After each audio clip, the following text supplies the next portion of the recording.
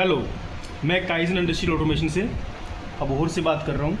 मैं आपको आज सीजी की ड्राइव में कुछ पैरामीटर सेटिंग करने सिखा रहा हूँ। जैसे कि हमें आजकल जो लो वोल्टेज मोटरें आ रही है, जैसे 3 HP के अंदर आ रही है 160 वोल्ट और 5 HP के अंदर आ रही है 260 वोल्ट। तो उसमें क्या होता है कि ज़्यादातर हमें इशू आ रहे हैं कि ट्रिपिंग हो रही है, एरर 11 आ रहा है, एरर 12 आ रहा है।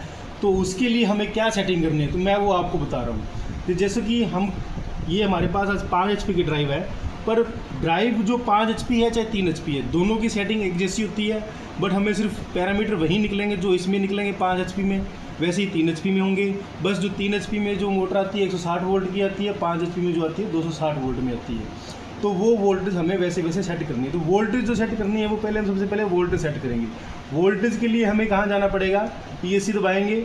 ESC दबाने के बाद में क्या होगा, एक बार दोबारा ESC दबाएंगे तो A0 आ गया। A0 को हम लेके जाएंगे D पे, ये D0 आ गया। D0 को इंटर करते हैं।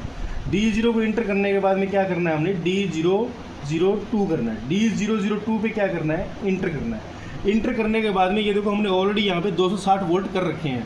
अगर हमने यहाँ पे, अगर हमारे पास मोटर 415 की है या 260 की है या 270 की, जो भी वोल्टेज है वो हम यहाँ सेट करेंगे।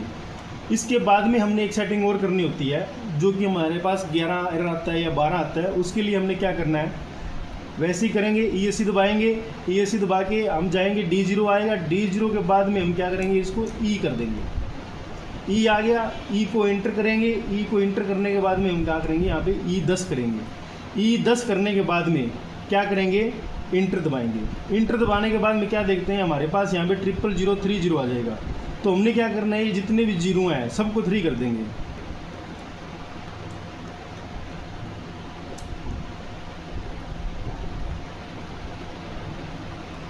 इंटर दबा देंगे। करने के बाद में इंटर जरूर दबाना है।